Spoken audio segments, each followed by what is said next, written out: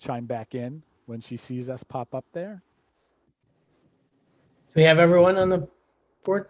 Mary's not here yet, Okay. but I just bring it up so that if there's public out there, I mean, we can. Yep.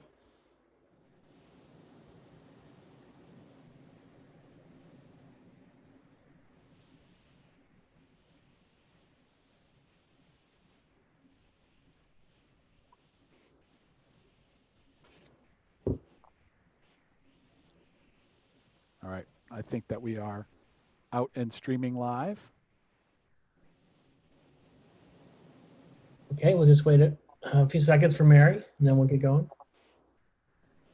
Did you hear from her that she wasn't attending? Nope, she's popping down in the bottom. I can see her coming right now. Awesome. Great. Okay.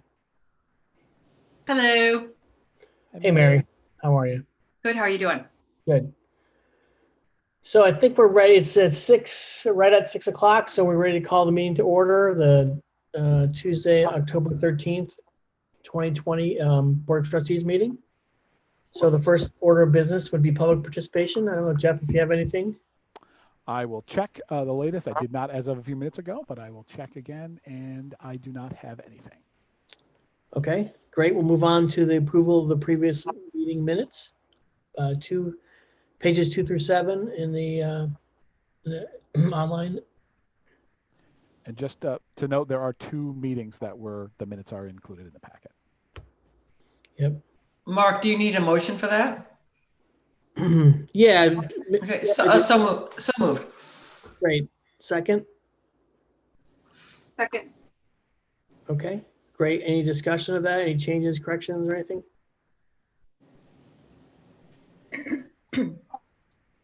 Okay, I'll move the motion for concurrence. All those in favor, please raise your hand. Any opposed? Abstention? Okay, motion carries. Going on to the next agenda item, which would be the personnel report. Well, before we hit that, we need to on page 7 is the other minutes, the other meeting. Oh, you want to do both minutes? Okay, we'll do the page 7 minutes too. Yeah. Because we had a quorum, we have to accept those as well. Okay. So the second set of I'll ask for a motion for the second set of meeting minutes. I'll make a motion. Great, thanks, Mary. Any I'll second it. Charmaine, okay, great. All those in favor, signify by raising your hand. Any opposed? Abstention? Okay, motion carries. Okay, now we'll go to the Financial report. Yeah. financial report, actually, pages 8 through 15. Right. Okay, I'd like to give you a little bit of an update of what we have here. Actually, there's nothing unusual really to report regarding revenue and expenditures for this month. Things are just going along very smoothly. I will note, as of September 30th, we have received 1.7 million in tax revenue.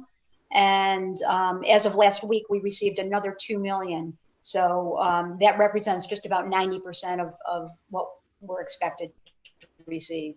Great. Something new that we've included in this report is a detailed summary of expenditures. We thought we would do that maybe on a quarterly basis just to have a little bit more transparency, to give a little bit more information. I'm also working on a few changes to the financial reports that I hope will make them a little bit more, that I hope that they'd be a little bit more clear and add a little bit of simplicity to the report. I'm trying to just tweak it a little bit to make it easier to read and to summarize it in a better way.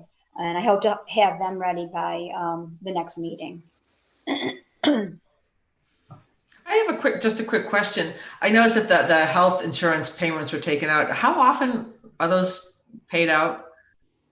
Those come out monthly, though. Okay, every month? If it depends on where the bill falls, there can be a month where you get 2, and then if the bill doesn't come regularly. But those are some of the payments that go out without pre-audit. Okay. So those go out right when they come in. They're due so fast. We might get 7 days or whatever after they come in to get those back out. So. Okay. Thank you. Yep. Jeff, the expense report on page 10, do Hoopla and Canopy show up as electronic resources or as something else? Those are going to come out of the,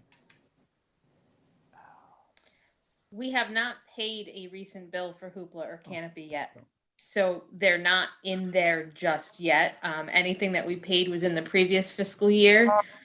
And I believe they go to electronic resources. is it, well, that's the thing is, it's the ebooks, so there's an ebook line and electronic resources line. So the Hoopla is more of an ebook. So would probably go, that's where all the overdrive goes and would go to the ebook line. The Canopy expense is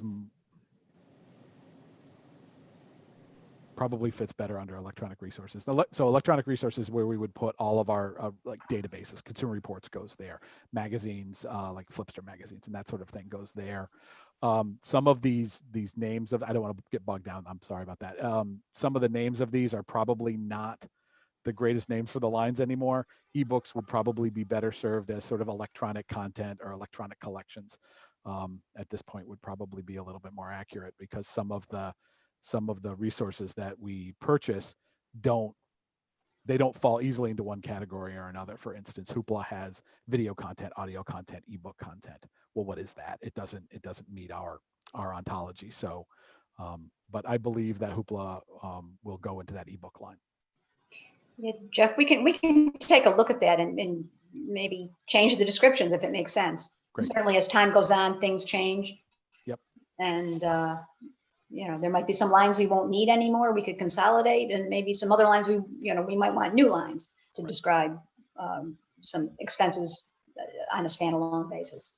That's great. Okay, yeah, that'd be helpful just to have visibility to how much we're spending on ebooks in particular versus the streaming services. Right, the streaming services are, a complement to ebooks, not necessarily a replacement. It'd be good to see what the budget split is between those two. I have a question for Sharon.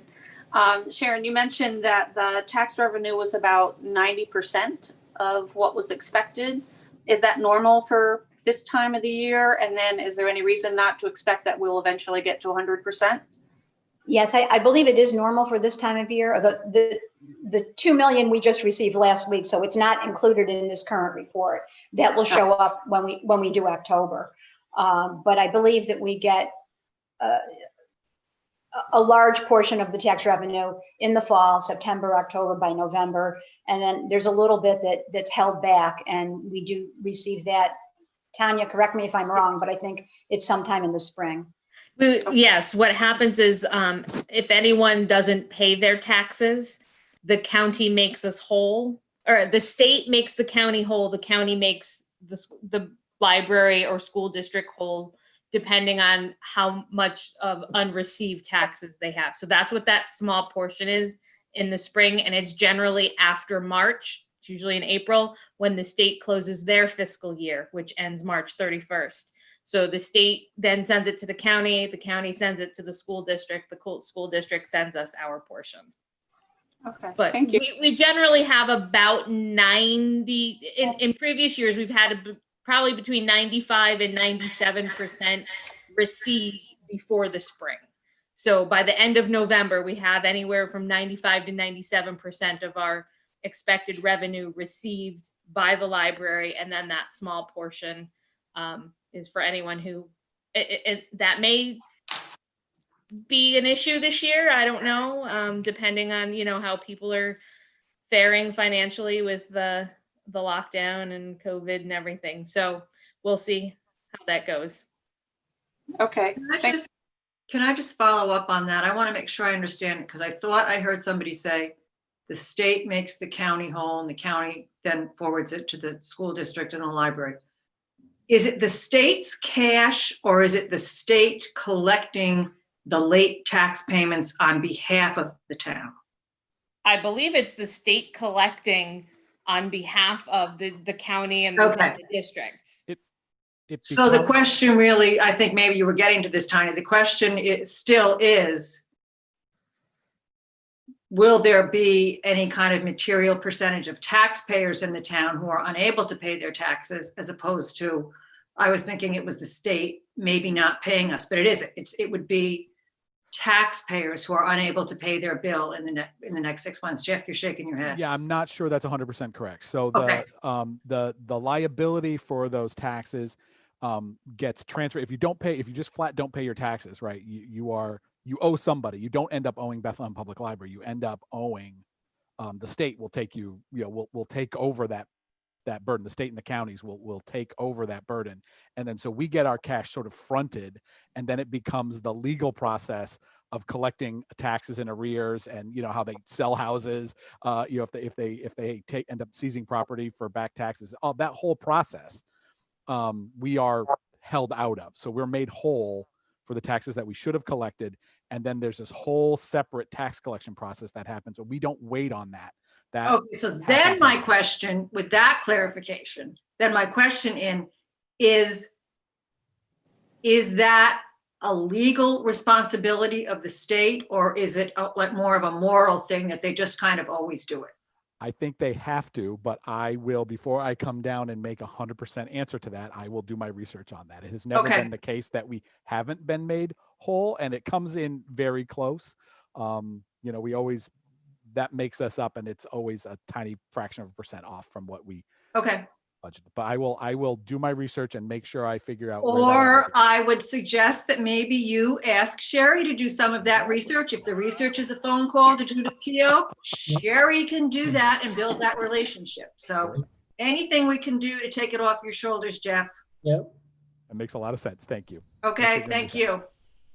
Just going to make a note. Are there any more questions about the financial report?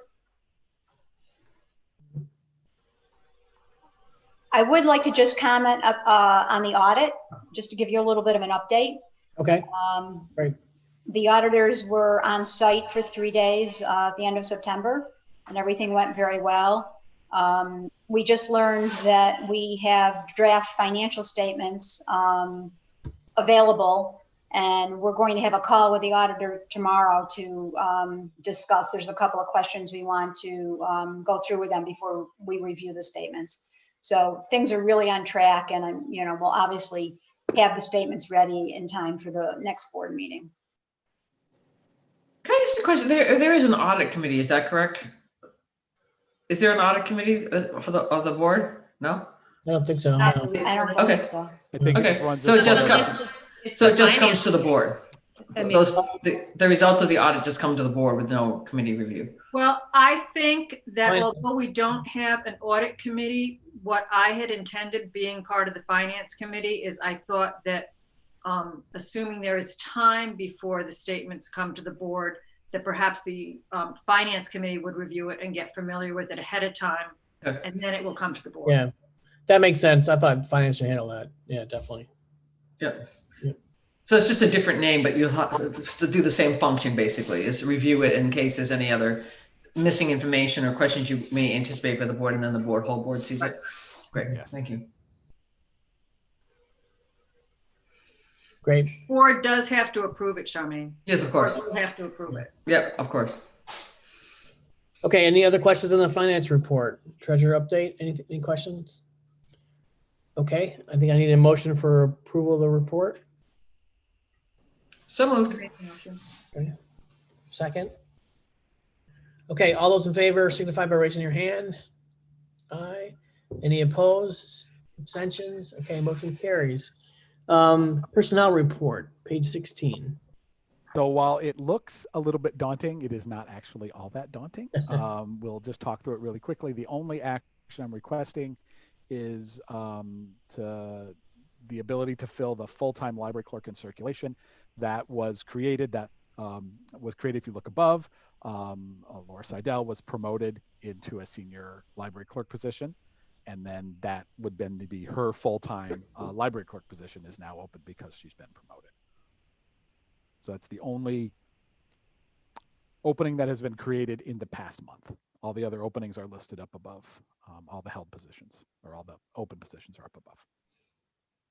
Jeff, I had one question on that. The Yeah. position that the internal candidate accepted Yes. the upgrade. Seems like there was a little bit of a delay before we filled it. No? Yes. Looks like it absolutely. was. Yeah, there absolutely was. We were, that was one of the two, we had basically 2 full-time positions, and that's Yeah. one of the ones we were just taking a pause on. Okay. So it's not like we had any problems filling it or anything. We were just catching our breath and deciding what to do. Okay. Yep. As we sort of we as we begin to reopen, this is the position that supervises the pages and manages their schedules. And as we're opening a little bit more, that schedule becomes recomplicated.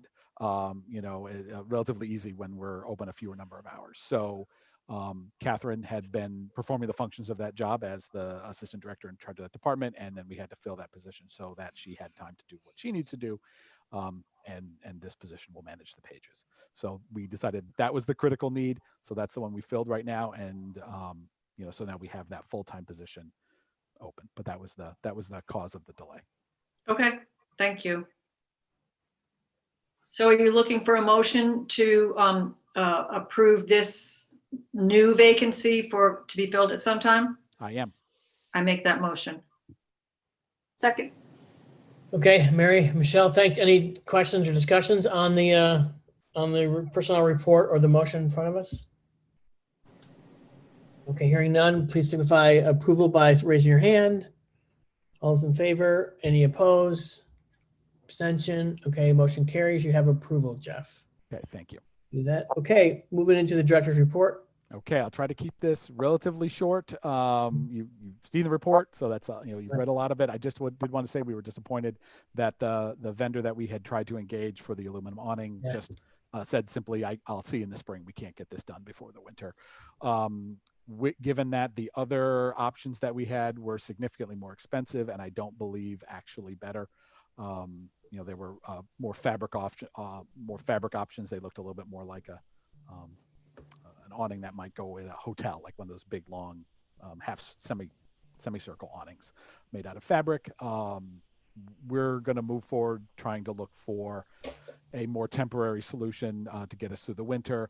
We're also now open more hours, so we're trying to basically bleed off the need for curbside altogether. Not that we're going to get rid of it, but maybe bring it down to a dull roar so that it's not so there's not so much demand for that, which would alleviate the need for quite so much outside work. So we're just trying to balance those things off right now, and Kevin is actively pursuing some sort of either a temporary building or a temporary tent type structure that might be able to go out there and deal with some snow. I'm sorry, Jeff. I'm having a real hard time hearing you. Okay, I'll get on my mic a little bit more and slow down a little bit. Is that better? Yeah. Yes. Okay. So we're gonna look at something temporary for the winter, maybe more like a tent or awning that can be put up and be a temporary structure, but will be solid enough to deal with a little bit of snow. That's how we're headed now, because I don't think we can get any of the other options that we need done in time for them to be helpful in the winter, which is when we need it. So we're working on that. I also mentioned in here, and I do have quotes, but they didn't come in time for this board meeting. I will be putting up for next month. We're looking at it's a piece of equipment that I don't know the name of, but I've heard it called a dingo or a small tractor type of machine that will help us do a couple different things. One of which is to carry the fully loaded laundry carts of books back and forth from the sheds and into the library, but also help us with deliveries. We don't have a loading dock or a forklift in the library. And right now, when we have deliveries of larger objects, we have to unpack them out in the driveway and bring them in by hand. That's not ideal for something like salt and the things that we get that come in on big pallets. So this would also assist with that, as well as help with moving back the snowbanks in the winter so we can gain some more of those spots without having to call in snow removal unless it was absolutely overwhelming. So I just wanted to mention that really quickly because I mentioned in a report, but I don't have those. Those didn't come in time for me to get them to you for this meeting. So we did okay as far as trees are concerned in the windstorm. You know, we have a lot of big trees on the property, but we did not suffer any major damage. Sure, plenty of branches came down, but nothing major happened. There was no damage to the property. So that's good. Wanted to talk a little bit about, you have some statistics there about in-person browsing. So we've been doing this for the better part of a month now. So we have a little bit more information about what people want to do. We've been doing that in the morning. And of course, this week, starting Monday, we are now open 9:30 to 7, Monday to Thursday, 9 to 5 on Friday, and then 1 to 5 on Saturday. So as you might expect, the Saturdays have been the most popular per hour. So we're going to take a look at the schedule on that day to see if we can, you know, accommodate that as much as we can. But we're trying to just get the intensity of the browsing spread out and make it available to more people who at more different schedules, right? So How'd you do on yesterday? we did good. It wasn't really particularly busy. We never even got to our 15 cap. You know, there are that's more likely to happen on a Saturday, or you know, we've had it on the Saturdays and a couple other random days, but not really. You know, we had thought that it being Columbus Day is traditionally a day when we have a lot of students in to do research for projects, because they're kind of into the year now, and there's a lot of those kind of book report type things. But it really wasn't particularly busy. It was nice to see how many new patrons were there that day, because it was a holiday, so lots of people were off with their kids. So we did get a lot of kids in the library that day who had not yet been in. So that was exciting to see. You know, we kind of most mornings we're seeing a lot of the same people. People kind of get the program, they know what they're doing. But now we're starting to see a wider variety of people as we had the holiday, and then we expand the hours. We're getting, you know, we're more new people, which is good to see. Good. How have the lines been outside? We have almost never hit the 15 capacity, maybe 3 or 4 times total. It really hasn't been that big of a deal, and it's mostly that first hour on Saturday where we get there. So even then, it clears up very quickly. You know, there's a lot of people that are just coming in. They have a very quick transaction. They want to come in and grab their book. They do that. They go in and out. Boom, boom, they're done. And then you know, and then the next person can head on in. I think it's self-limiting because a lot of the things that people want to do in the library are not available right now. The public PCs are not available. The study rooms are not available. The coming in and sitting out, tutoring, or just sitting down and reading, those types of functions are not available right now. So that limits the functions that people are doing in the library. So there's a little bit of a self-limit there. We may get to the point where we don't need to have necessarily a cap or a formal cap where we're greeting everybody at the front door. But I think for now, we still have enough new people where that conversation about the mask is still a good idea. And, you know, we have a lot of people that are confused about that or don't quite know. Most people are very happy once we explain what we need from them. They're very happy to mask up and come on into the library. But if you weren't there to greet them, I don't know that would necessarily be the case. And then we'd be catching people further into the building, and you know, I don't know if they would be feeling differently about that by that time. So I will say I was there today, and it was quiet. But what I appreciated the time to browse. It does look very different. So it's not, you walk in and there's I think caution tape up where you can and cannot walk, and so it's not quite the same kind of experience. But it's lovely to get inside. But also outside is a lovely art exhibit, or I'm not sure if it's a contest or a competition, but the sort of lawns.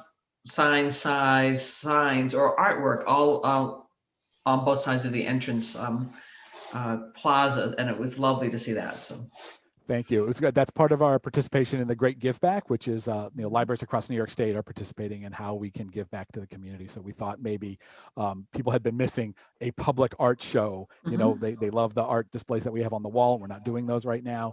So we thought we would have it's not really a contest. There's some prizes, but it's mostly just have an art show for the community and a way to bring people together. So. Jeff, I wondered, in your comments, you mentioned that having the staff work on weekends took away from staff on the weekdays. And I was wondering if you could just expand on that a little bit, because we're offering fewer services. So I'm wondering what the difference is. Yeah, well, it's the difference is, so we've added, this is a good time for this conversation. So we wanted to have this conversation anyway, and I know we're going to start to have some questions about Sunday itself. And I think this is a good discussion to have. So right now we're down a couple positions, right? And we've been holding off on those. I think that's a worthy defensive position for us to be in. It's a good discussion. But there are reasons that the library staff is what it was. And one of the reasons is to accommodate this weekend schedule. So we have added effectively 2 service points to the library. So we've added the curbside as effectively a service point. So we're manning the phones there. And then we've added a position at the front. So we have a desk basically by the doors. Those of you who come in have seen there's someone either standing outside on nice days or just inside on like days like today where it's super cold. So we've added that. So there's more people that have to be at certain places for the entire time we're open. So when we pull people out, right, as we normally would, there's people who work on Saturday or Sundays, or Saturdays and Sundays are not then available for those 2 similar days on either week surrounding that time. That decreases the number of staff that we have, right? It just does. And that's the reason we're not super excited about a Sunday. The other thing is on the weekends, we have a skeleton crew. So again, staffing now that front door and the desks, there's more people that are needed for the rotation for that. And what we've been doing on Saturdays is I came in and covered one, Chris covered one, Catherine covered one, and we had one other of the supervisors was there. So we've been adding a person in to those schedules so that we can have enough people on the weekend just to be able to staff the building. So that's what's going on. So it's a question of we can absolutely open, but if we want to be open for more hours, then I'm down a lot of positions. As you look at that personnel report up top, those part-time positions, which seem relatively small, are the ones that cover us in the evenings so that people can be there during the day so that they can work on the weekends, right? It's just where do the humans go? And we are making do. This week has been our test to see if we can do curbside pickup and be open for browsing the whole time. Run those things concurrently. Can we do that with the staff that we have and still check out books at the front desk? Those people are playing double duty to go out and do curbside, take those phone calls, and also be there for people who are bringing items to them to the desk. So this is a little bit of a stress test to see if we can handle that. But if we need more hours, then I'm going to have to look at filling those positions to be able to accommodate that. Yeah. So, would it make sense at all in the short term during COVID to consider if it's busier on the weekend, would you consider closing on a weekday, having one weekday closed and the weekends open? it's certainly an option. We've tried to, and I've been unsuccessful, but I've been trying to make the hours as regular as possible so we confuse people the least amount.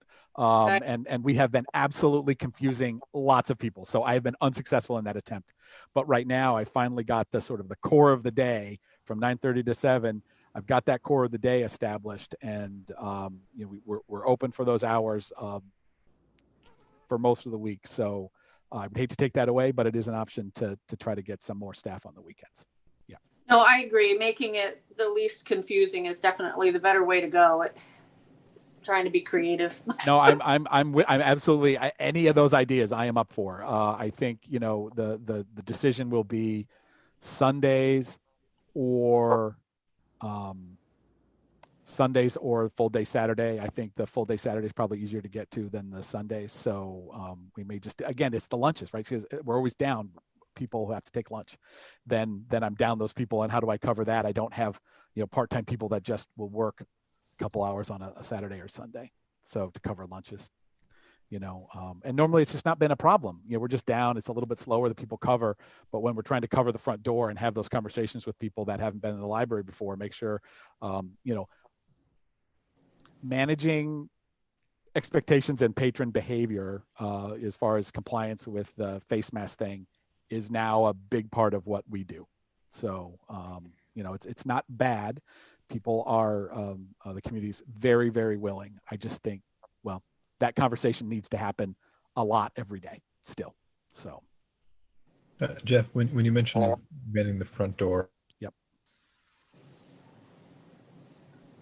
Oh, I just lost your Harmeet. I'm sorry. Yeah.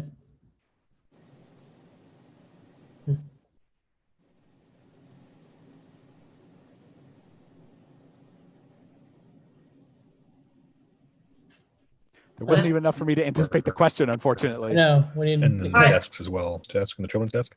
Oh. Are we trying to man all three of those? Yes, so we are staffing, though we let the children's desk is the one that slides. So we're staffing, we have a roamer and a person at the information desk. And I finally got Hermeet's question. So we have a roamer, a person at the information desk, and a person at the front desk. And we are trying to staff the youth services desk too, because that area is separated out enough. But that's the one that is let go, would be the children's desk would be the one we would let go. And that's traditionally happens on a Friday night, for instance, when the staffing is very low. When someone goes on break, we put a sign out on the youth services desk. So that's the one that is let go. Yeah. I mean, could you just, I mean, at some point, I think we're going to have to open some Sunday. So could you, I mean, can we just hire more people? I mean, it's in the budget to hire these people. I mean, Well, that's my question. I mean, that's exactly the conversation that I wanted to have. I've been trying to be defensive. We don't know what's going to go on with the budget cycle next year. Having a few open positions helps us keep the personnel line down and in a sort of an anticipatory way. But to do anything like what we were doing before, I need to have the staff that we were. All right. Yeah. Can I Yeah. ask, go ahead, Mark. you have 6 months worth of savings now, though. You have Yeah, March we till do. October, right? So you have, Yeah. or whatever. I don't know how it fits into the fiscal year, but you have a bunch of savings of not, and it's going to take a while to bring people on board. But Right. the question is going to be, I think the community would expect a Sunday opening at some point, unless the numbers get all haywire. Right. As we start to reopen, people are going to expect the library to reopen. So, and some people will want to go Sunday or more hours on Saturday. Yep. So That's where my attention is right now. So I agree, and that's right. what I'll need to do in order to get that done effectively. So Right. I wanted to go, maybe we're going backwards in this discussion, but I wanted to clarify something for myself. With the staff that we have, and we have full-time staff and part-time staff and then pages, and maybe we have other categories, okay? But my understanding now, which I did not understand before, is most of these full and part-time people have regularly scheduled hours during the 5 business days. Do we have anybody that their normal schedule is weekend? yeah, so in a couple different ways. So actually, most of the clerical staff and the librarian staff are on a rotation. So if that's regular enough for you, they're on a weekend rotation, right? And the No, part-timers. I don't mean a rotation. Okay. Because what my understanding is they have, let me put it another way. If we were not open Saturday and Sunday, would there be anybody that was not getting their hours in during the week?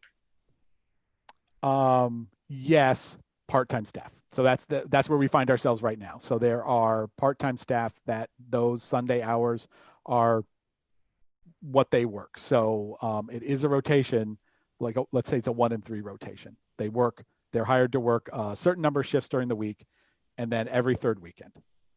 So when we're closed on Sunday, they're not getting those hours. For the full-time staff, I've snapped them back and pulled them back to work during the week. So the people who would have been working on Sunday are now available to me on Monday or whatever day they would have taken off. Mm. Okay, That makes I'm very confused. Is anybody else confused? I started getting confused a few weeks ago when we started talking about, we pull people from their normal weekly hours. They work on the weekend, maybe it's 1 in 3. They don't get paid for those hours. They get comp time for those hours. For the full-time staff, yes. And then they don't work those hours the following week. So I work on Saturday, so then I don't work the following Tuesday, and that's how I get paid Right. my hours. So for a full-time person, let's run through it really quickly as best I can. So for a full-time person, it's in the contract. If they work the Saturday, they get the Friday, right? So they'll take Friday off. So they're working their regular week, Monday, Tuesday, Wednesday, Thursday. They stay home Friday and they work Saturday, Okay. right? And then if they work Sunday, they get a comp day in the future, in the following week. So it's within 30 days. But technically, usually it's that Monday. Let's say it's the Monday. Okay. That's the way it works for full-time people. For part-time people, their hours are those weekend hours. They're not working every Saturday or Sunday. I think that's a little bit murderous even for a part-time staff person, but they'll do a weekend rotation. So when we're closed on either Saturdays or Sundays, they're not working those hours. So right now we're closed on Sundays. Those folks that are normally working on Sunday, they're not You scheduled. still get the hours. Okay. And Jeff, when you were talking about the rotation, so for example, if I were a full-time staff person, every third week I get that Friday off and I work the Saturday. Is that what you were talking about, like the rotations? Correct. So I know to anticipate that. In general, the rotation means every third week I know I'm taking that Friday off and I'm working that Saturday because it's my turn of rotating Right. for the Saturday So coverage. for the full-time staff, it depends on the department. It might be 1 in 5, might be 1 in 6, depends on how many Sure. full-time people there are to pull from. But yes, that's exactly it. And actually, those weekend schedules get put out way in advance, and I have played havoc with that because people like to know what weekends they're going to be working, and then people have a wedding or something they have to trade with somebody else and Yeah. work that in. So yeah. Right. Would there be any viability to, for some period of time, to say we're going to take, maybe we've got a part-time or a full-time position that's vacant. We're going to say, we are going to make this a weekend position. We are going to look for somebody who wants to work Saturdays and Sundays at the library or Sundays at the library. Would that be something to consider? Yes, and so there are several people watching this right now who do the schedules, who are cheering Mary right now. They're very happy with this. So you can imagine a full-time person who was scheduled to work Sunday through Thursday normally, or Tuesday through Saturday. You might find somebody. We've never had a schedule that was Saturday and Sunday. I think that I'd have to run that through the contract to make sure that worked, just from the way the contract was written. But yes, that is something we can absolutely look at. Okay. So Right, Jeff, This does give me a better understanding of how that works, because I had some misunderstandings about it. So thank you. So Jeff, does it make sense then that you start just tracking in some way, shape, or form where the demand is, where the gaps are, so that whether it's next month or in between this meeting and the next, you can basically say, I know that I've identified that I need another staff person or a staff member for X number. So you can give us more information so the board can then basically have the discussion of, I don't know if you need permission to, or approval to fill another position or whatever. But I think for me, it'd be interesting to have some just concrete, more specific data that as things are picking up, we're seeing more people on Saturday. We're seeing more of a demand for Sunday. We're seeing, just giving us a sense of what things actually look like and where the demands are. And then if there are demands that you can't meet, it would be helpful to hear that. And then your idea of what kind of staffing pattern or numbers you need to fill that demand. You bet. And so I think we have some of that information, but I will get it we'll assemble it for you. We know where we have been light, where we're understaffed, what we can do for curbside or something like that at certain hours. Most of those, you would imagine, fall in the evenings and on that weekend. So I'll put those together, and then we'll talk about that next month again. Yeah, thank you. If I just wanted to go back to the beginning of your presentation to ask about curbside, because I know it's a subject you love. Yes. What is a dull roar on curbside, and what would you say is ideal that we would want to work towards, recognizing that we're probably never getting rid of it?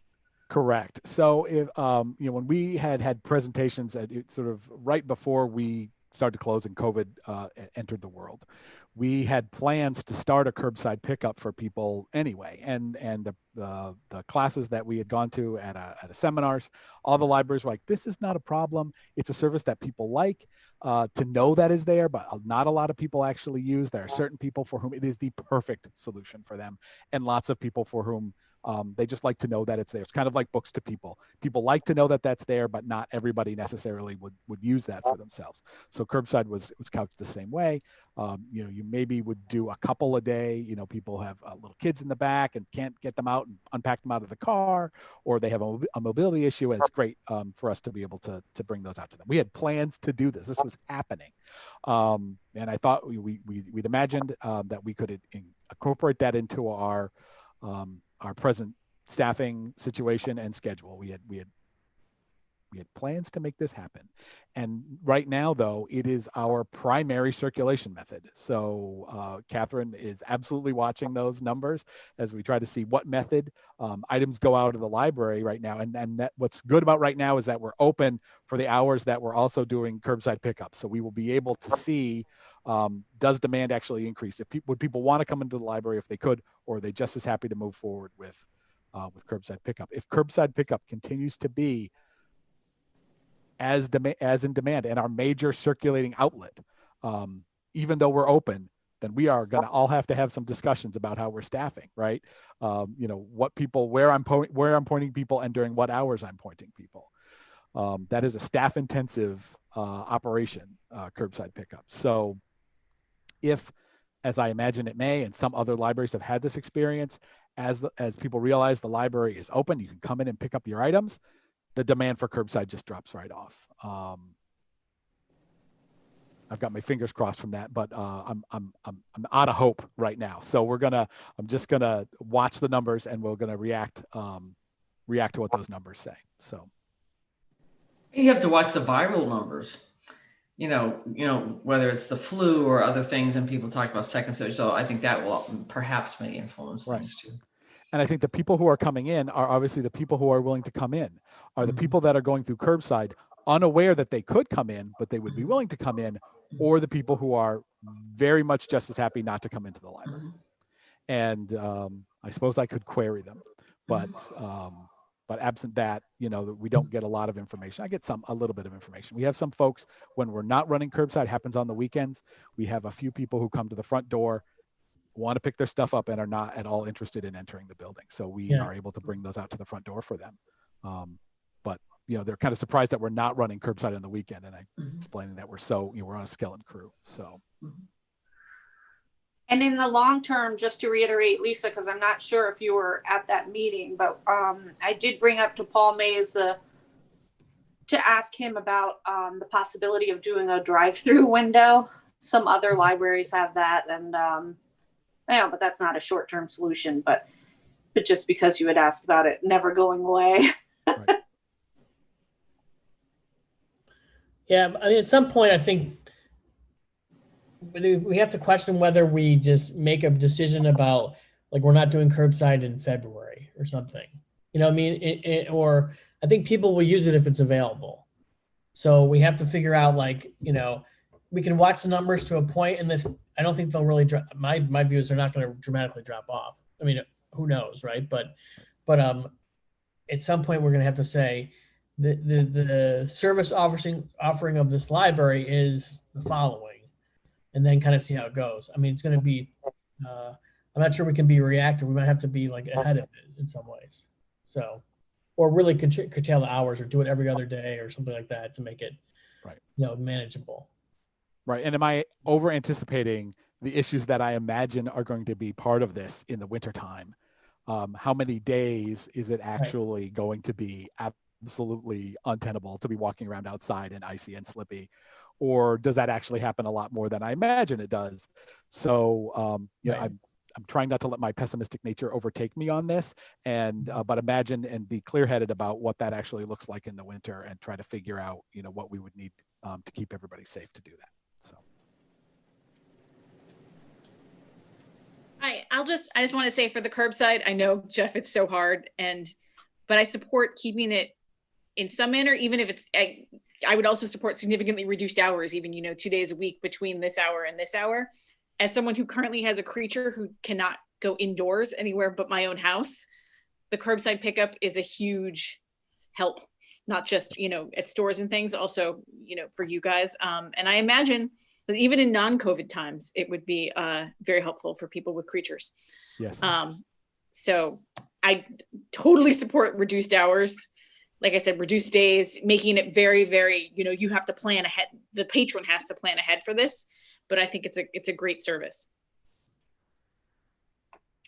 if a difficult one. And that was the reason for my question. I think now that we open the door, like, closing it is all but impossible. I mean, I think we have a population that we're serving that is going to want it for any variety of reasons, all valid.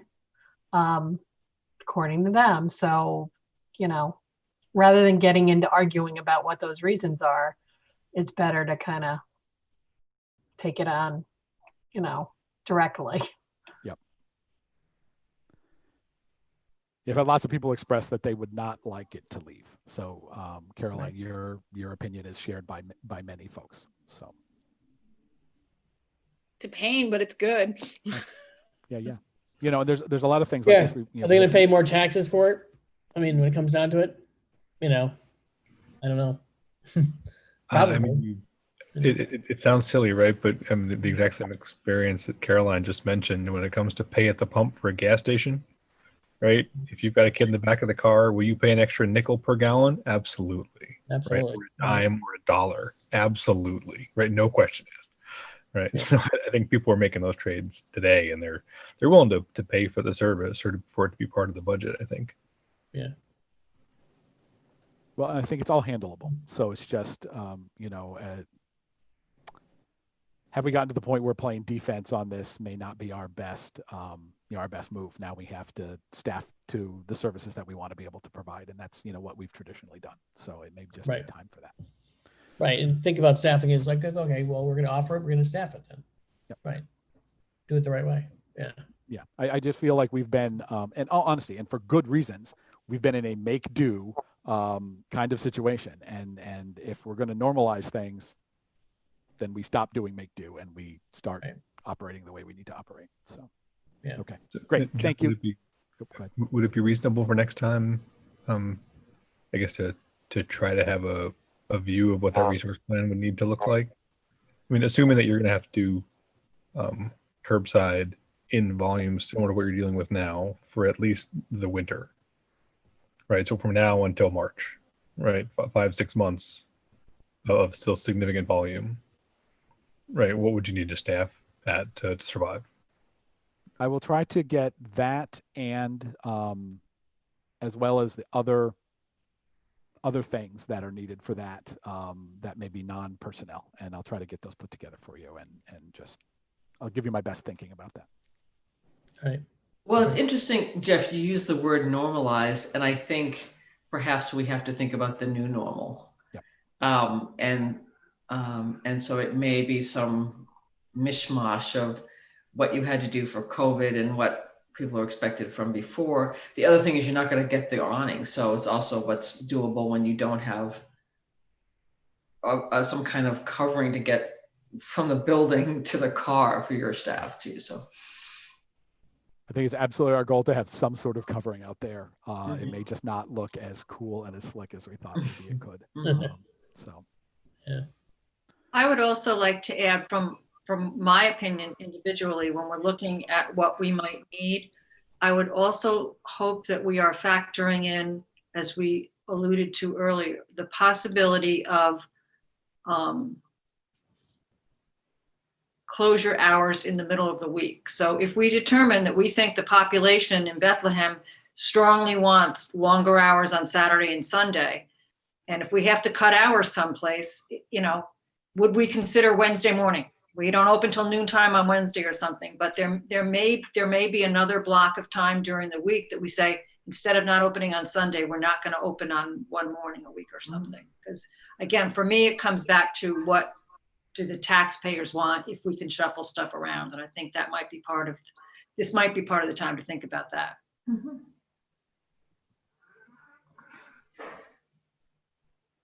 Yep. Okay. Right. Thank you.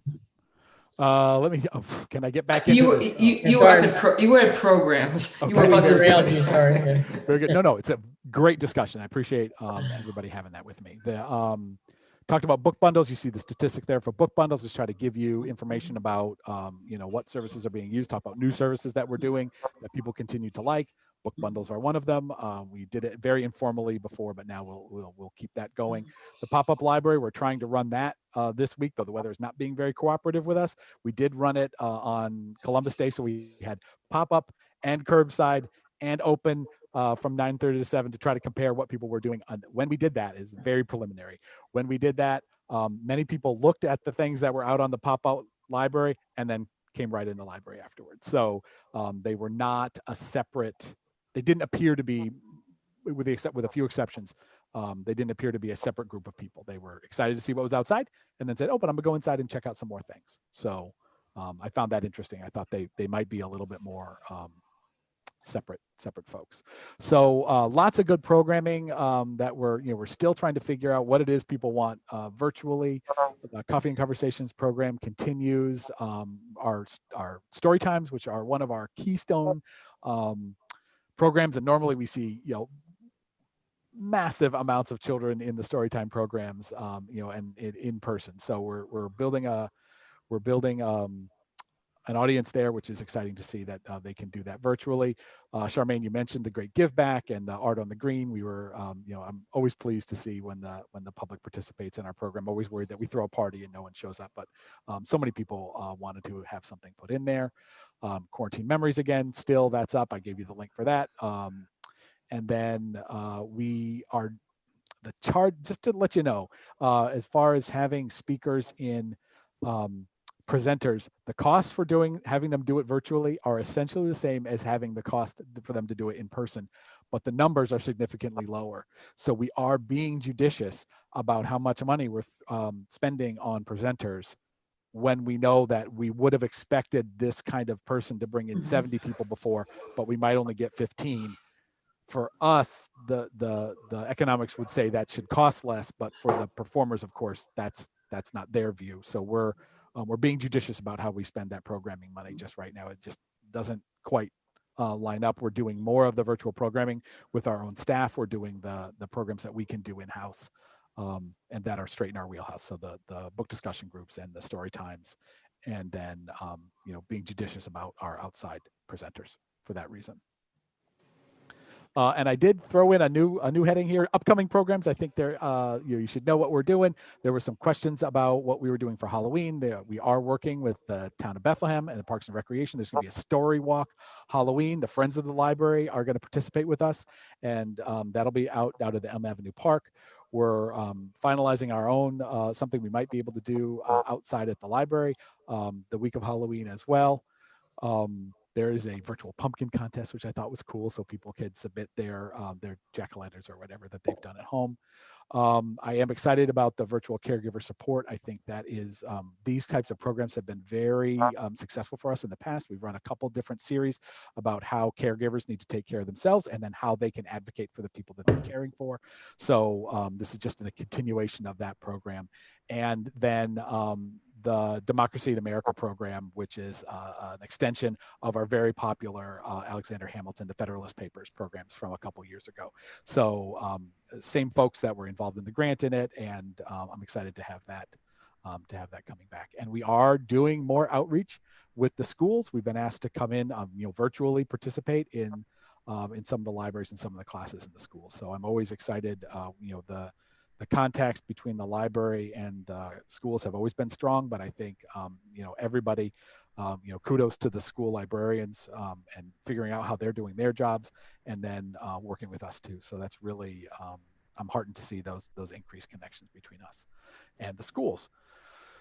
And then circulation, Chromebooks are in good shape. I still think I'm pretty proud of the fact that we're at 70% of circulation for last year. I'm kind of amazed that this mishmashy way that we've gotten there, the circulation is as high as it's been.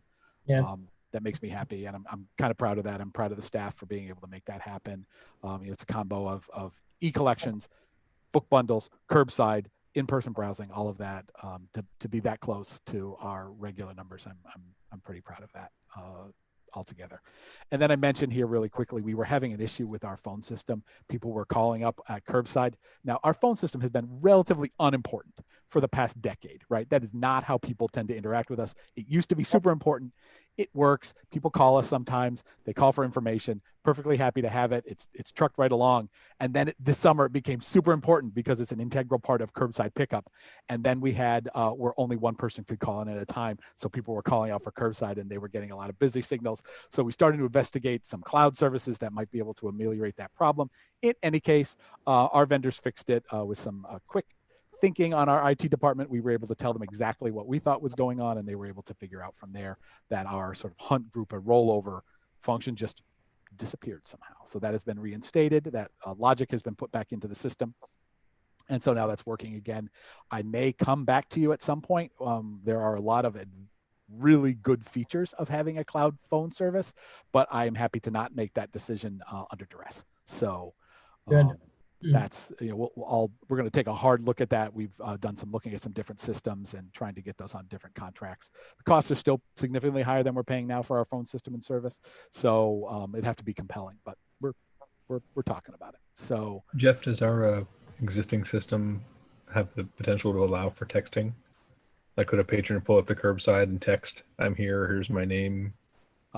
In no way could that happen. We could probably make that work in one way or the other, but integrating that into our existing system, no, it does not do that. So. Jeff, circulation with the Library of Things, are those items reservable? They are. In order to make that function, we have made them reservable. Even items that were not previously reservable are now reservable. So, Great.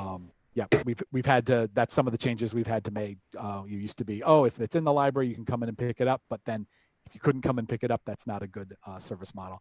We have taken out of service many of the library of things that require things to go on people's faces, to be touching their eyes, things like binoculars and VR goggles. We've kind of been suppressing those down and then focusing on the things that aren't quite so up close and personal with people.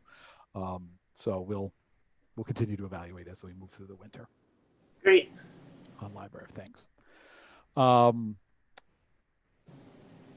I have a proposal. You'll see there is, we'll get to talk about the laptops here in a minute, but I just wanted to explain what we're doing. We were able to really have a high level of continuity of service because we had a bunch of laptops in the library that we were able to move the staff over to. And going forward, there's lots of good reasons I'm going to be moving away from towers and moving towards laptops for many of the staff computers so that they are, if the power goes off, laptops keep working and we don't lose our work, and B, they use less energy, and C, they are movable. They're portable almost by nature, so that if we have to end up having people work remotely again, we'll be able to accommodate that easily. So that's further down. I did want to mention the new minimum standards. There's no action you need to take, but they're on my director's report, a little bit down in the package. The New York State has passed new minimum standards for public libraries, and I wanted to include a copy of that in the board packet, so they're in there. I assume we're way above most. We are. Yep, we're doing in good shape. Yep, we are in very good shape. And then just as a note about the report in general, I'm doing a little less individual work by the librarians and the staff, and I'm trying to focus a little bit more on the service of the library, which would have been more traditional in my reports, as we are, again, new normalizing. Thank you, Charmaine, about our services. So you can look at the circulation numbers. We are e-magazine and ebook use at the bottom of page 22. You'll see those numbers continue to be, ebook use is up by 52% total. Those are huge numbers. Again,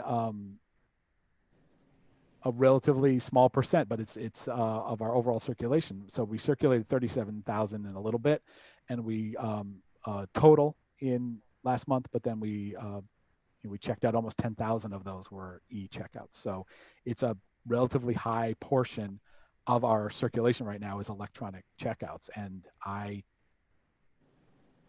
don't know that those numbers are going to ever go all the way back to where they were before, as more people have learned to use the e-materials, or were forced to use the e-materials. That's, I don't think that's going to go away anytime soon.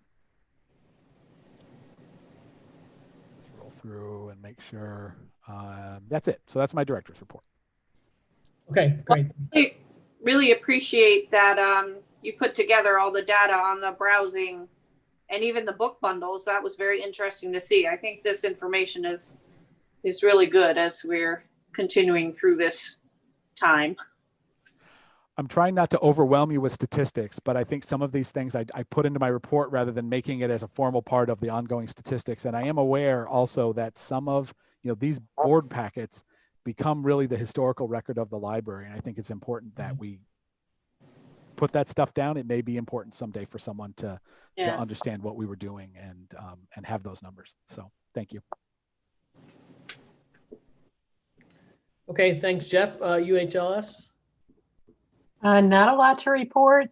We did hear that some of the construction grants from other systems some monies were freed up. Very small amount came to Upper Hudson, less than $6,000. So I think what we ended up doing was just splitting it among I think 3 libraries that hadn't gotten full funding. So that's where we're at with that. And I think this month, the meeting is tomorrow. We'll be having some discussions about some budget issues for Upper Hudson where things are a little tight there. So I'm sure we'll feel that at some point, but that's about all for right now. Okay, thanks. Any questions on that? New business. Let's go. Jeff and I talked about a couple of these things already, but scheduling public meetings at the library. We just try to get a sense of that and the future of that. Right. So right now, just to give you a quick background, right now we are canceling rolling cancellations every month. So we've just canceled the public programs and meetings that people had scheduled for November. We've canceled all of those, and we'll roll into November. We'll see where we are, and then we would cancel the December ones. I just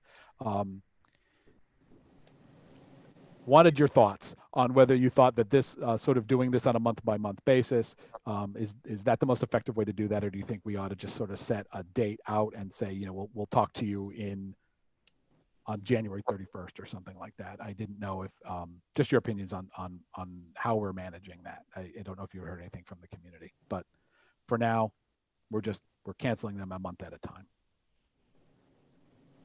What are people's thoughts, opinions on that? Has there been any concern or pushback on those? I think there are people who would like to have some meetings, but mostly not very much pushback, no.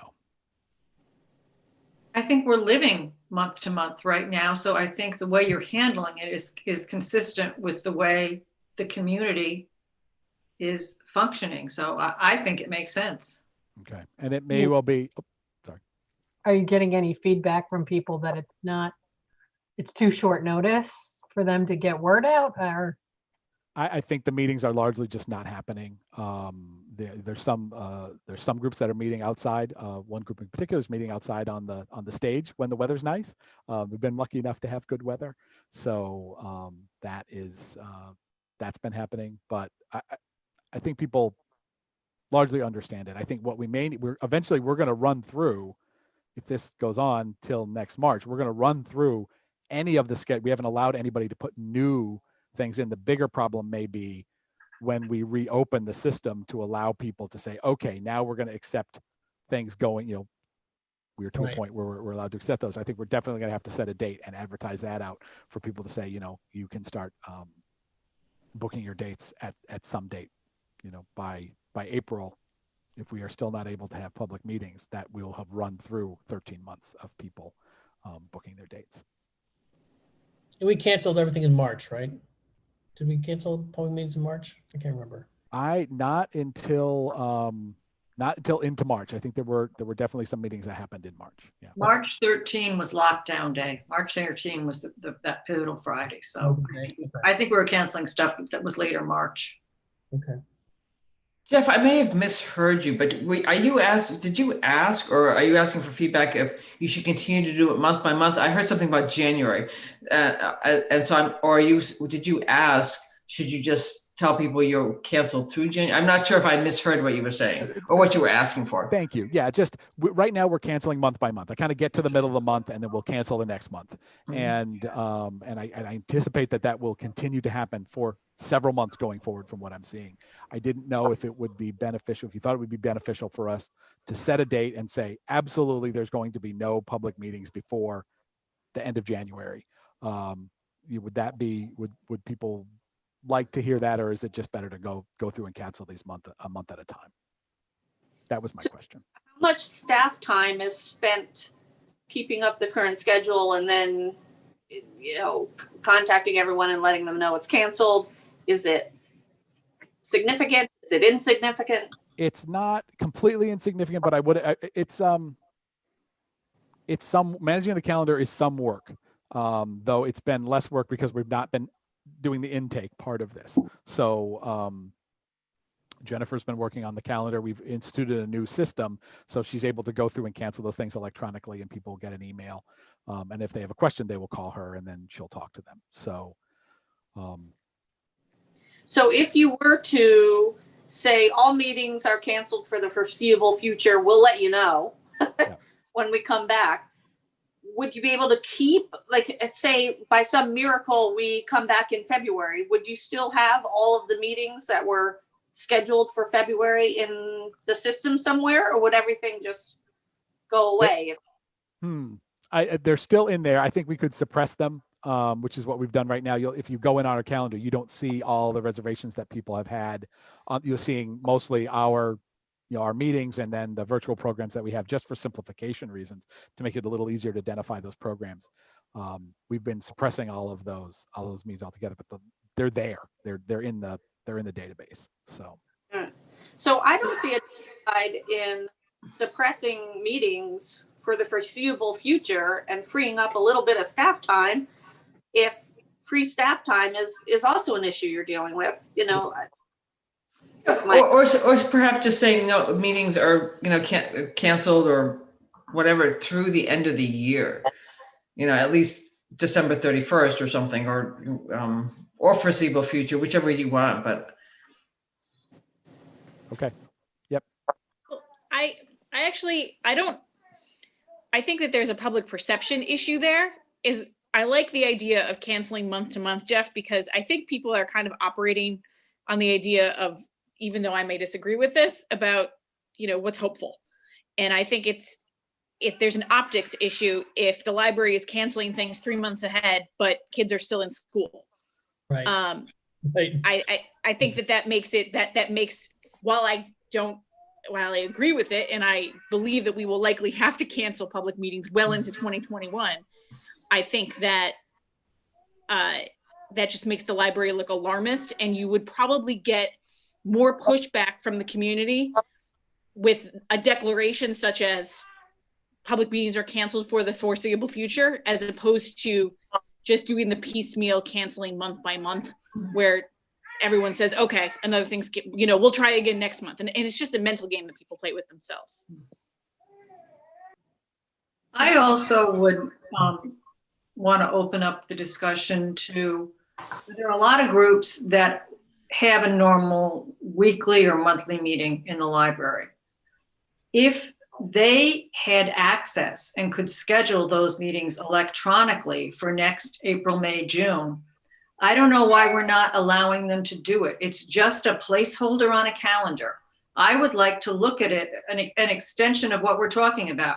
We've got these placeholders out there. You can put them out there as far out as you normally could. Doesn't mean they're going to happen.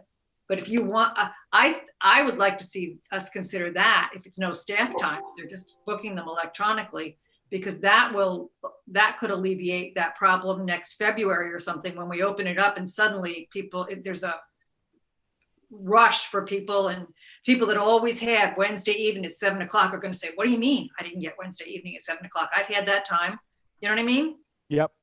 Okay. So that's a good thought. We have not been doing that because I didn't want to have somebody book something that we then later cancel, but maybe that's just the world we're in right now. Just put it on a rolling calendar.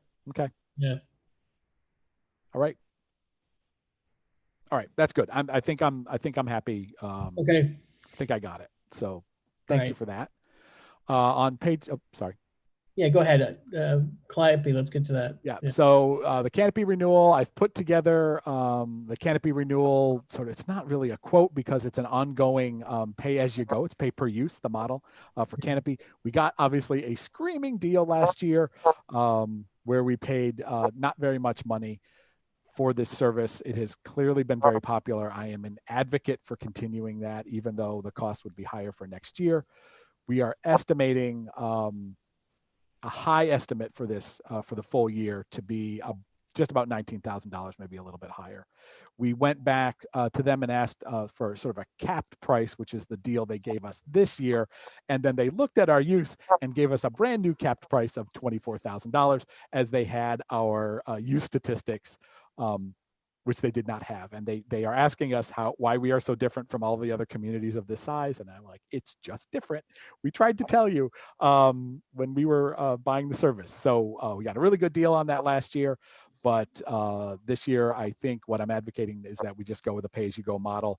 The services that people use, we'll just pay monthly for that. And that is the alternative for them. I'm not concerned now about the use. The use settles out pretty easily into a relatively knowable number. It goes up and down just like circulation does, but it doesn't fly out of bounds. You know, I was nervous that there would just be an infinite cost to this, and it's just not been the case. Jeff, Yes. can you remind us who this service is available to? Absolutely. So this is available to Bethlehem cardholders only. Okay. So the way it was set up initially, there were some folks that got into it, that they went to the link on our website and they had other cards from Upper Hudson. So they were able to get in and use it, but we had a cap price, so we were not so concerned about that, especially during March, April, and May. But we've since been able to refine the logic to make sure that each time someone, if they have a card from Colony or something, they can't access the service because we're paying for that directly, not through Upper Hudson. There's no consortial agreement. This is just for us. Okay, thank you. So what I'm looking for is just a yes, move forward, and let's keep the service. Yeah, you think you need a motion on that? The yearly cost is above my purchase limit. The cost is not. It kind of falls into this weird thing. I think maybe take a motion that we continue the service for at least another year. I think that would make me happy, if that's the will. So moved. Second. Okay, any further discussion? All those in favor, please raise your hand. Signify yes. Any opposed? Abstentions? Okay. Great. Another year. All right, on page 26, I love this. It makes me very happy. So we nominated Polly Hartman, who's a former librarian at the library and now volunteer extraordinaire for the Friends of the Library. She was yet again there at the book sale this weekend, working away, and she's always the first to volunteer when anything happens. And Miss Polly has been connected with the library forever. So we put in for her to be Volunteer of the Year for Upper Hudson, and she won that award. And so Mark asked if I would put together a resolution that the board could put together with that award and present to her. So an official resolution about the acknowledgement of the award. So I'm not going to read the resolution, but people should take a look at it. I'm sure many of you know Polly. She's great. My kids, had a great experience with her when they were little boys. It was great. She's great advocate of the library as well in the community. So I would look for a motion to pass this resolution on behalf of the board. I definitely will make the motion to pass this resolution by the board. I'll second it. Okay. All those in favor? Any opposed? Mentions? Okay, great. So we should just present it, a printed copy to her, Jeff, if you could do that. exactly what we will do. So Awesome. So actually, Mark, at some point, I'll set it up in curbside, or if you want to come in, signatures on it too. So I'll prepare it tomorrow, and anytime you want to come in to sign it, we'll get it framed after that. Okay, sounds good. I'll do that. Sure. Can I ask you, is there gonna be like a plaque? Are you gonna give her like a plaque or something? Or could you get like a little, I mean, we've got the resolution, but it'd be nice, like a physical award, something. we frame it up. So we'll do this when the board makes the resolution like this. We have a document frame that we put it in, we sign it, and then it's presented. So there's a thing to give when we make resolutions like this. So absolutely. So yeah, it has this very pretty document paper, and we put our little seal on it. So it's a nice looking thing. Thank you. Awesome. All right. So I've sorry. Go ahead. Yep. Just a quick question. So we have these board meetings. They are up on YouTube, and as we are restarting BCN TV and we're getting that going, which we have and are, the question came up because we already have the board meetings filmed. Do you want me to put those out on BCN TV as well? Yeah, and I said sure. I mean, but I would like to send to the board on that. But I mean, we have no idea the use statistics on TV. So Has anyone asked for that? Has the public asked for that? No, no, absolutely. The public has not asked about that. So in the 6 months that the channel, well, let's say 4 months, 5 months, where the channel was playing a lot of the same content over and over and over because no one was managing the content, the number of comments I got about the station were 0. But this is a thing that we have, and so just because we have the board meetings in a file format easily where we can put them up, it was a simple thing to do. We do carry the school board, town board, actually multiple school boards, Bethlehem School Board included, and the town board and the zoning board of appeals. I just didn't know if we wanted to throw ours up there as well. It would run at designated times. It wouldn't run on loop or anything where it's available 3 times a day and people That would is have correct. the opportunity to maybe break it down more than is necessary. It's on YouTube, so if people want to do that, they can So if already they do want that. to, they It's- can. Yeah. But no, it's just we will not run it on heavy rotation. We'll put it on normal board meeting rotation. It doesn't thrill me to put it out there, but I will point out to the board that there have been topics that we have discussed over the years with a fair amount of public support, and there are a few people in the community that continually harp about this. So I'm, it's not 50 people, but it is a thing with some people in the community. So they harp about what, the access to the video? I'm not sure. That our meetings are not broadcast. Oh, okay. Okay. I don't see any issue with it. Yep, same. We're broadcasting school board meetings. We can broadcast these as well. Very good. okay, fines and cash handling. Okay, so we are, we have declared the date of November 1st to reinstitute fines. And along with that, up until now, we've been in the halcyon days of no cash register. I have to say, it's been very nice. But, if we're going to have the fines restart on November 1st, the first question is, speaking of normalization, are we normal enough that it is time for us to reinstitute fines on November 1st as we were looking our past selves? This was the date we threw forward to, was November. So are we ready to start that? And I have a few notes on that. And then the other part is, if we're going to have fines, we have to do the cash handling as well. And there's some logistical issues with that, but that we have to get figured out. So is this a thing? Are we ready to start fines again? Is this core question?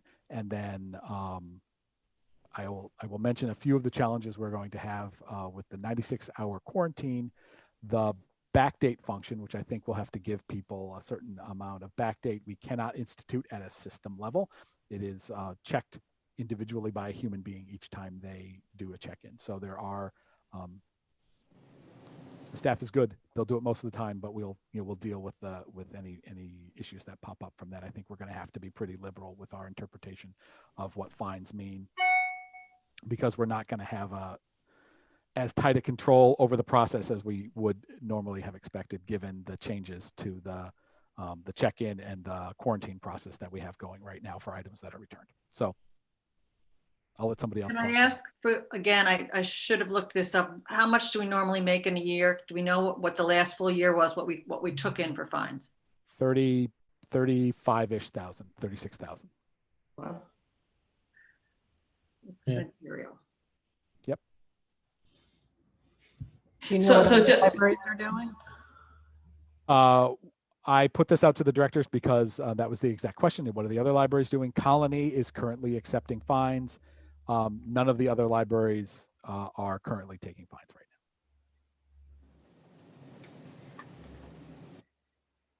I mean, lots of libraries are already fine free. So those, when I ask the question, Albany Public says, "Oh, we're fine free already." That's so they're kind of out of the equation. But of the libraries that are not currently fine free, the one library that's accepting fines right now is Colony. I Yeah, think Go ahead. well, as we move forward, being open 6 days a week and, open to more browsing and possibly greater circulation, I think that it makes sense to reinstitute fines on November 1st, especially considering the some of the negative effects of not having fines. They were minimal, but I know that you had mentioned, Jeff, people felt like they just didn't need to return things at all because there was no fine.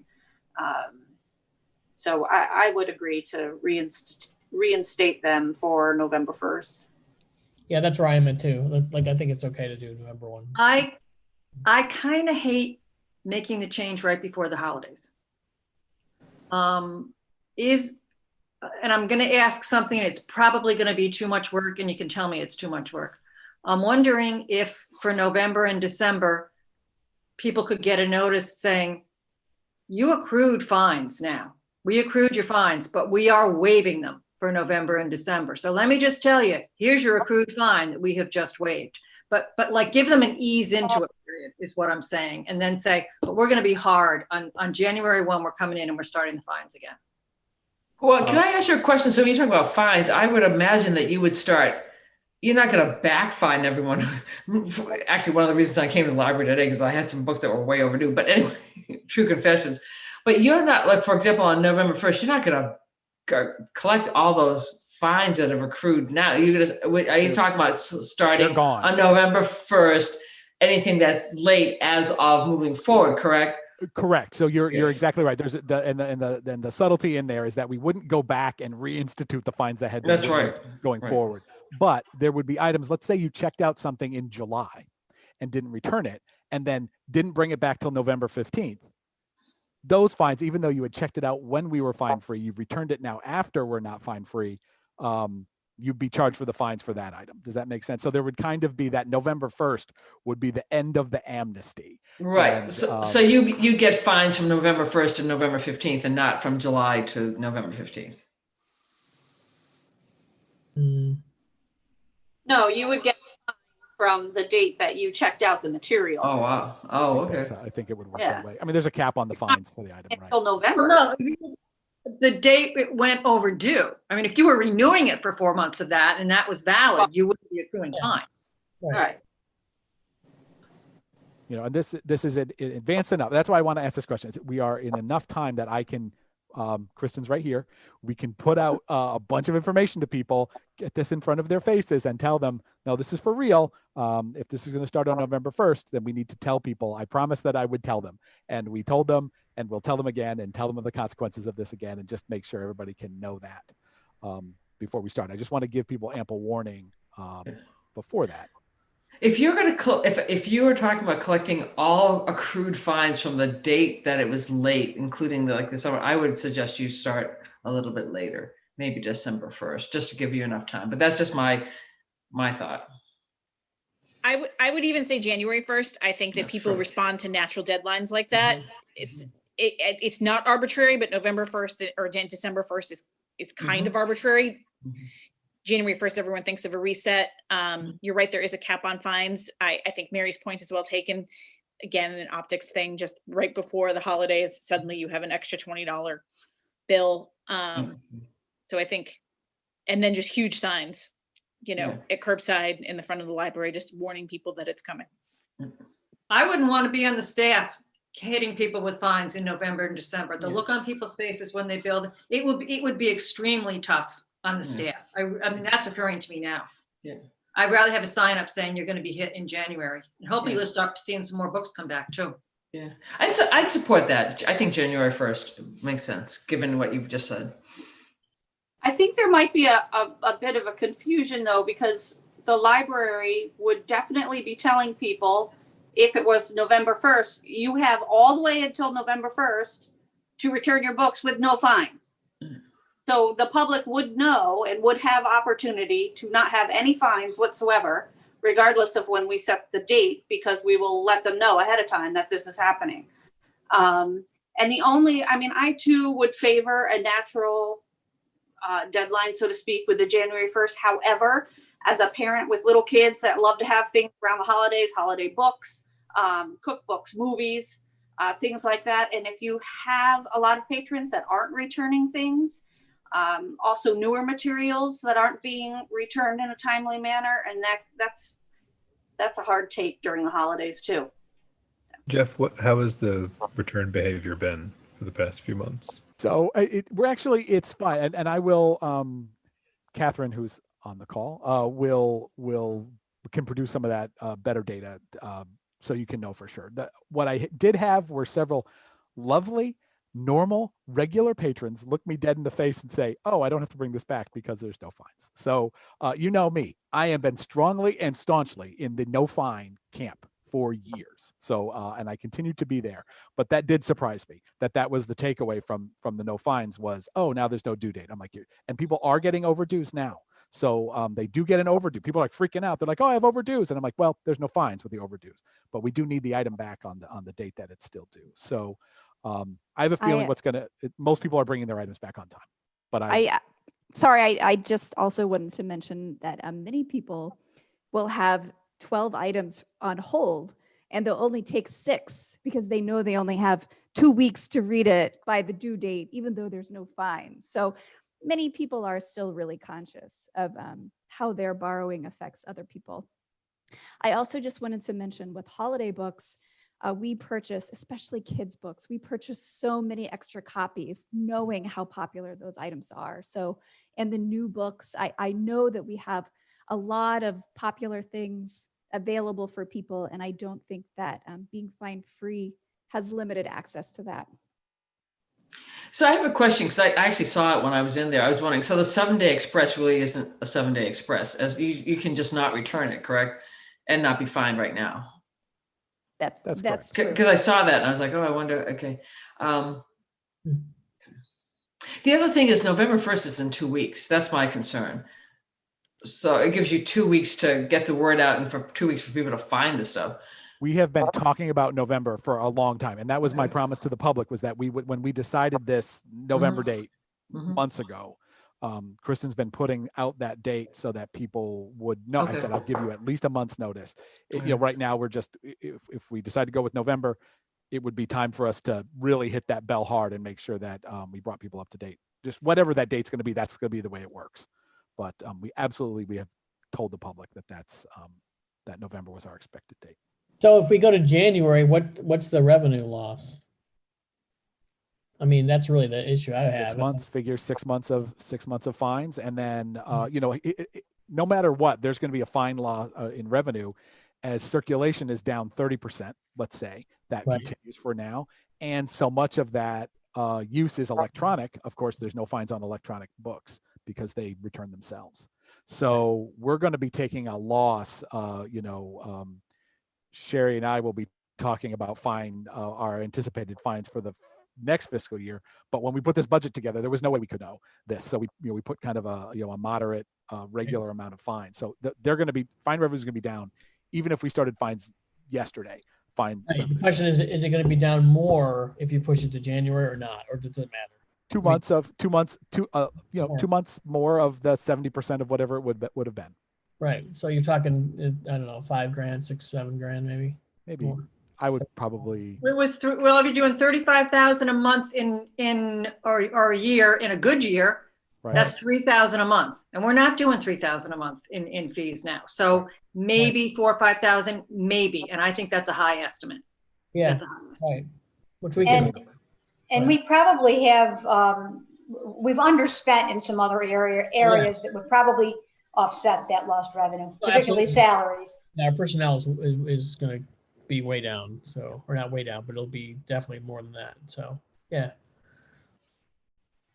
Yeah, I'm okay with the January 1 date, but it would be good to see the data to see if we definitely need to reinstitute fines to get people returning things, right? Because the slower circulation, right, is a problem as much as the finances. Yeah. I think if nothing else, this serves as an interesting, test balloon on no fines. We're gonna get data.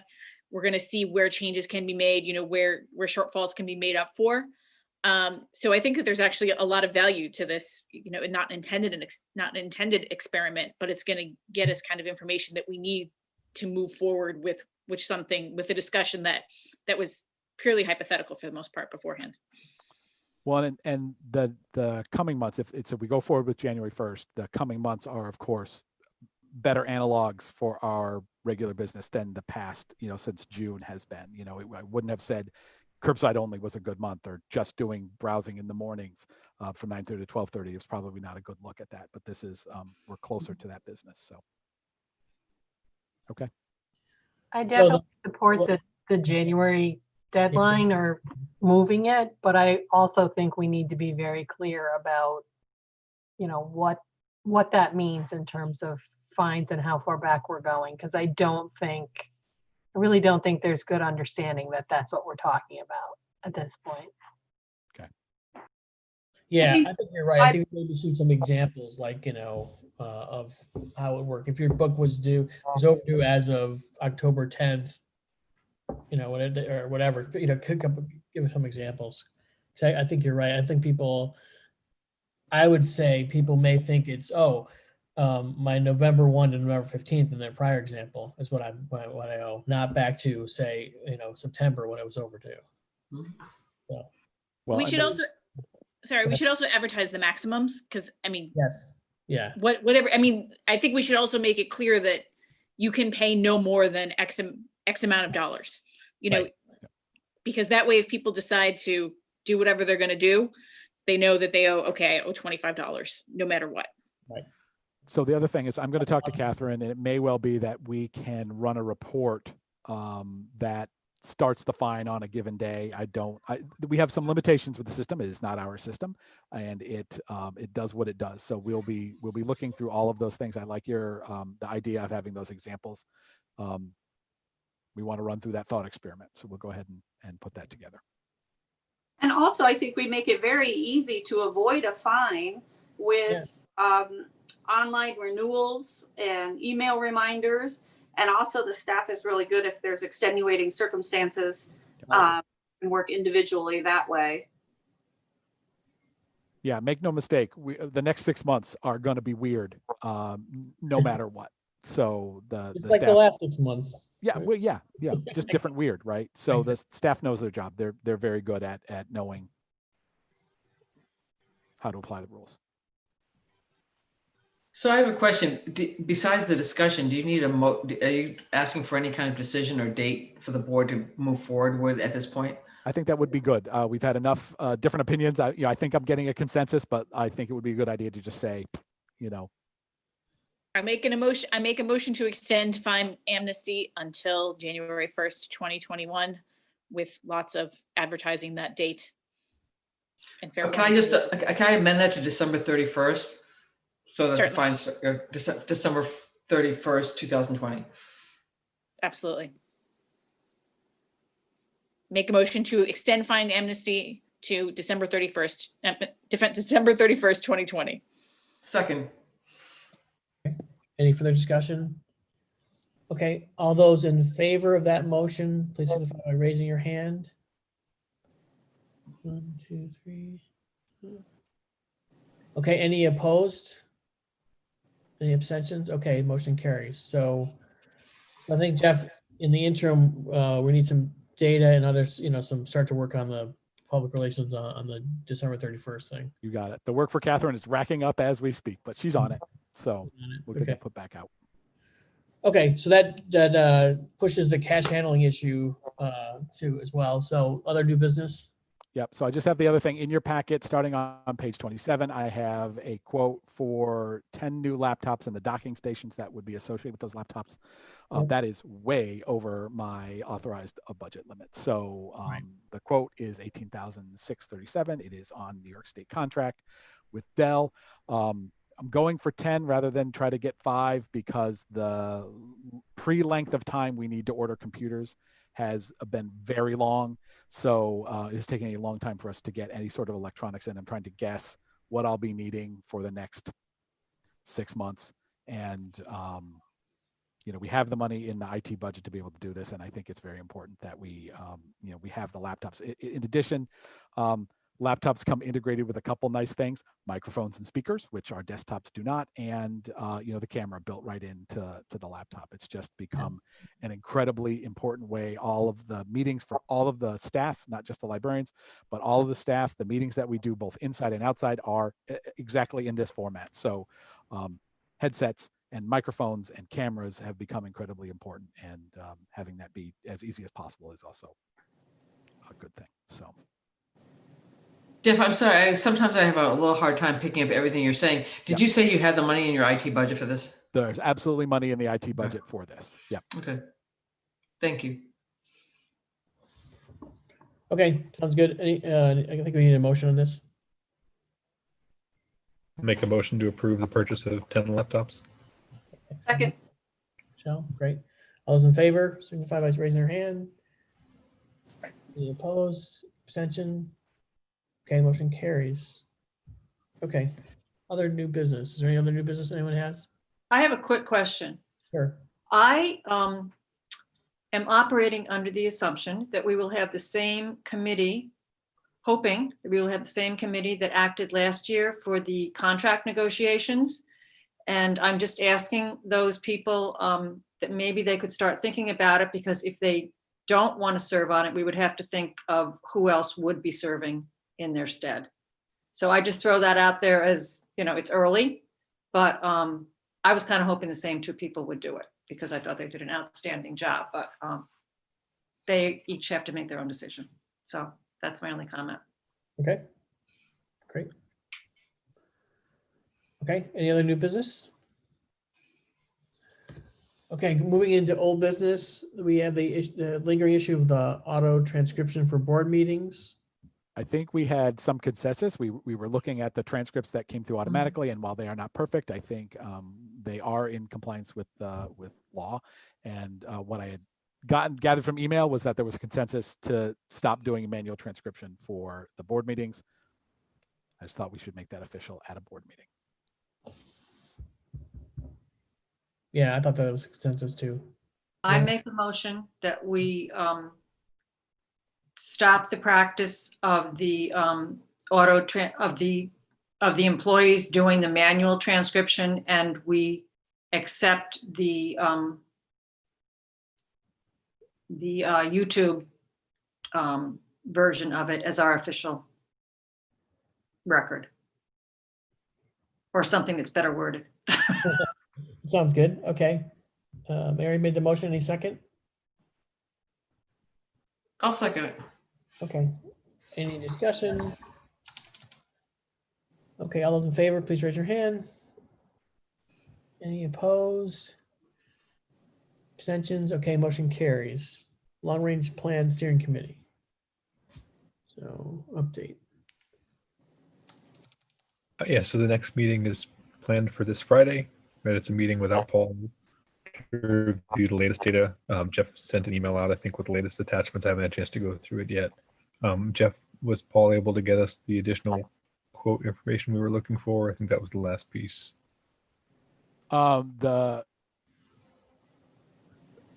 I have from him for the quotes were what's in those documents. I'll circle back. All right, we'll take a look here and see if it's everything we need. Okay. Okay. I think the next, from my impression, the next thing we need to do is go through that, make sure that what's expressed in those documents is what we think, and he's looking for notes from us. He's ready to take the notes and say, we do like this, we don't like this, move this around, do something different. That's where we are in this, and then he would come back with a report and say. Can I ask a question? What is he giving you quotes for? Just trying to, not a quote, sorry, just to put some an architect's numbers on what he imagines the different phases of what capital improvements would cost. Because I think it's very difficult to talk about what you'd want for the building. If you're just talking theoretically and there's no dollars attached to it, it's easy to get like, yay. And then, even though we know from our own historical perspective that the architects and engineers quotes, we have to be taken with a grain of salt, but I think it's good to just have some kind of scope on what that would look like. Okay, so scope versus quotes. This quote seemed a bit more firm than I think you meant. Yeah. Yeah, scope for sure. Okay, great. Any questions on that? Sounds good. Look forward to Friday. Jack, the Merv filters. Yep. So Merv filters are installed officially. So I hope this is the last time that this group will be talking about the HVAC system at least for the next 20 years. Keep But saying that. I don't yeah, know. I know. I keep there's where my hope. See, they just I got to beat that down. So it's in any case, they're officially installed, and there is an air quality test that Train does, and then we'll get a nice little sticker that goes on the door where we talk about that this building has been air quality examined, and that will go out for the public as well. So, but the filters are in there and working. Okay, reopening. I think we had it. Most of that for my sake, I think I know where we need to go. It's a lot of the questions about the weekends. I think you're right that the demand for Sunday and the Saturday morning hours are likely to be where we're going next. And it's, my job to make that work. So. Okay, that's great. Other old business. I have one question back to the reopening plan.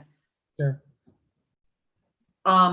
Reopening weekend hours was coming before computers or after computers, or is it still up in the air to juggle which we think we can do first? So so of course we're open Saturday 1 to 5 right now, and that's going very well, very popular. We've had we started with 126 on the first weekend, 136 on the next weekend.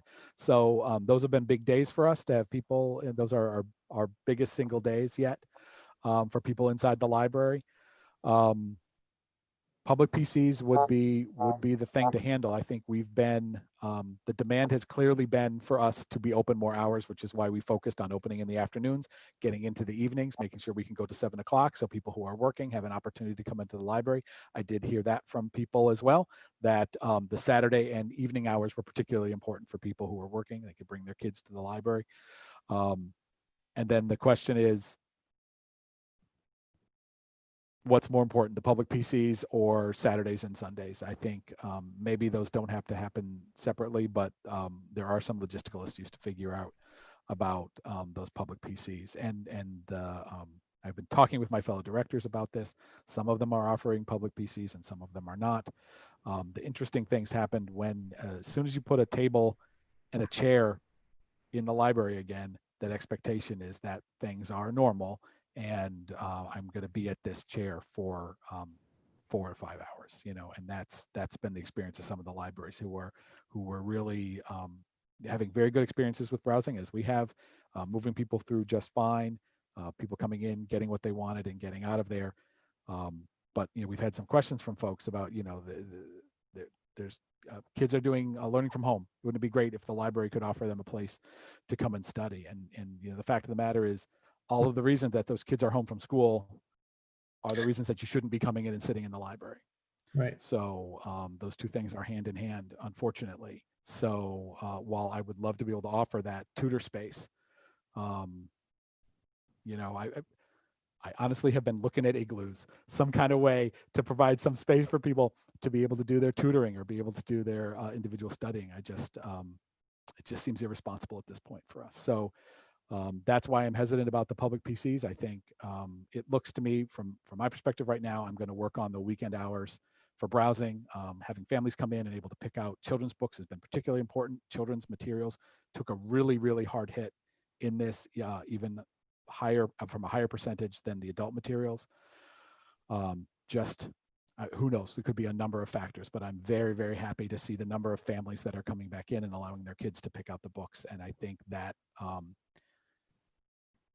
there's a lot of services that the library offers, but the first thing we have to offer is being a library. So that's where I'm gonna put my attention for now.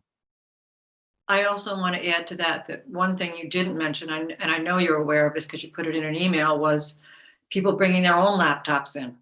Yep. So again, you may not envision people sitting at a desk to do it, but as soon as they see the library's computers there, that's going to open up that can of worms too. Yeah, so I realize there's a lot of ripples to this that you guys are all.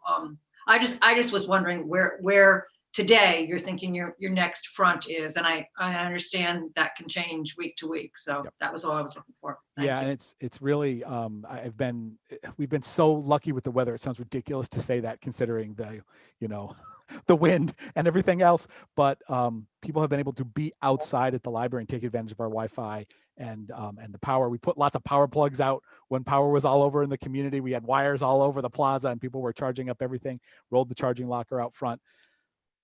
But that is just not going to work in February. And so I am aware of that, and we're trying to figure out how we can accommodate what people need going forward. All the people that have been using their laptops hanging out outside of the picnic tables are not going to be able to be doing that. Jeff, do you know if Colony or East Greenbush has opened up space for studying or tutoring? So it was, I don't want to call anybody out, but Okay. the one of another member library had the tables. They had not taken the tables away, but they put the chairs to the tables.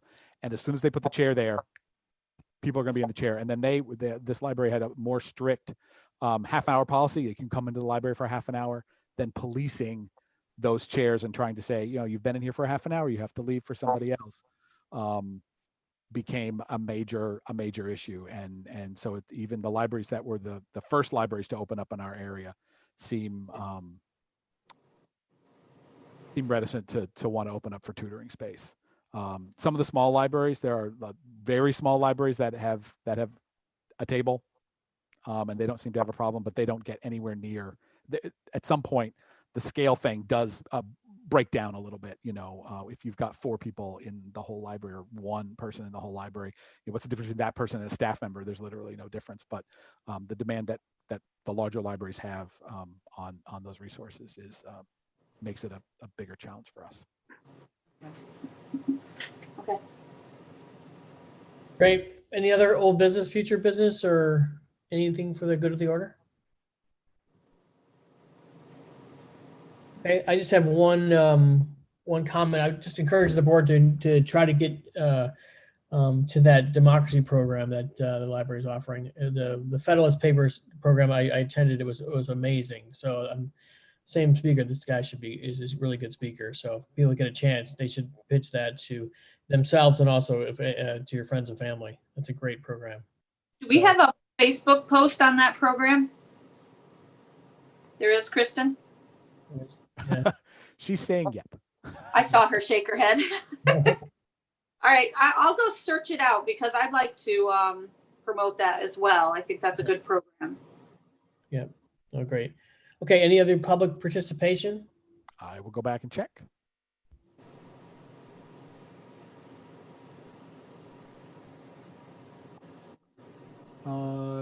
Nothing. Nothing. Okay, great. Okay, I'll take a motion for adjournment. I move to adjourn the meeting. Great. Second. Second. Michelle, great. All's in favor. Thank you very much. We'll thanks for your time. We'll see you at the next board meeting on November 9th. Hopefully. Thank you. Okay. Thank you. Welcome back, Carolyn.